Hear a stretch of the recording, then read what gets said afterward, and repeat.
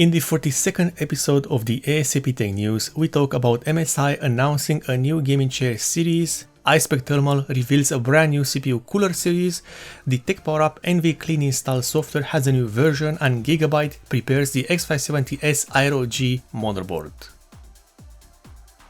We start with MSI and their new series of gaming chairs called the MAG CH130. This new series has only two chairs model available, the MAG CH130i Repeltech Fabric and the MAG CH130i Fabric. And these are probably the least intuitive names I have ever seen, but what can you do?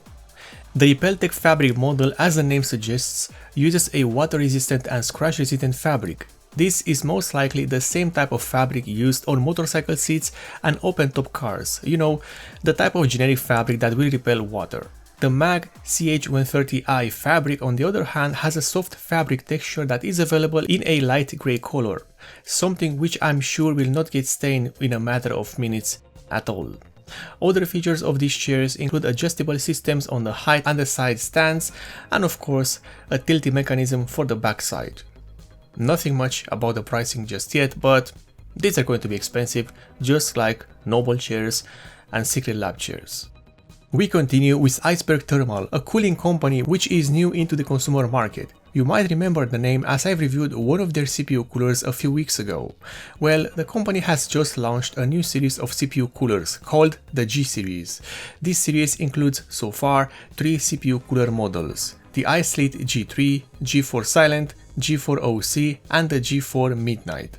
Not only are these CPU coolers available in different colors, which is a good thing to see, but the fan mounting system is different as well, now using what looks to be a simplified slide system. Still, we shall see how this will work in time, as nothing so far can beat the classic metal fan clips. These new CPU coolers use 4 heat pipes and fans that will spin up to a maximum of either 1400 RPM or 1200 RPM. The TDP rating used on these CPU coolers includes CPUs with a TDP so high that it goes well before 180 watts. However, as we have seen with the previous review featuring an IceSLEET CPU cooler, the TDP rating is not the only thing that makes a CPU cooler good. And now we have NVCleanstall. Now, if you don't know what this app is, well, it is made by the same guys that make the software called GPU-Z, and I am sure that you know that one. What NVCleanstall is, or rather does, is lets you choose which parts of a NVIDIA graphics cards to install, thus eliminating the need of editing your system registry or doing anything funky to your system. And it also eliminates a lot of the bloatware. The software has been updated to version 1.10.0 and this brings out multiple fixes and improvements. However, one of the biggest features to be added in with this version is the possibility that after you select what components you want and don't want installed in your driver, you can then compile the driver as an exe file and save it. Thus, you can either share your custom drive with others or save it for yourself to use later. Quite useful. And finally, we have GIGABYTE and the announcement that they are preparing to launch the X570S AERO G Motherboard.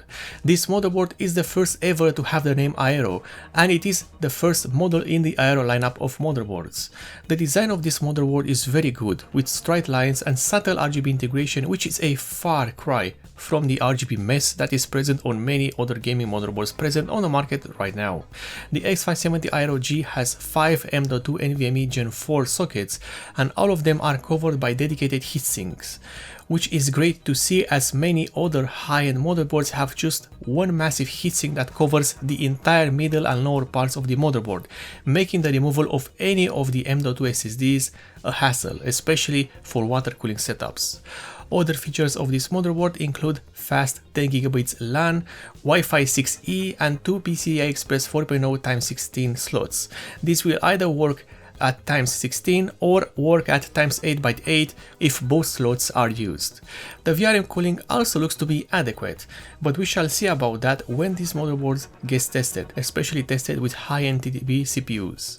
So far, the X570 AERO G looks to be a good choice for both gamers and workstations, but again, don't pre-order anything until it's tested.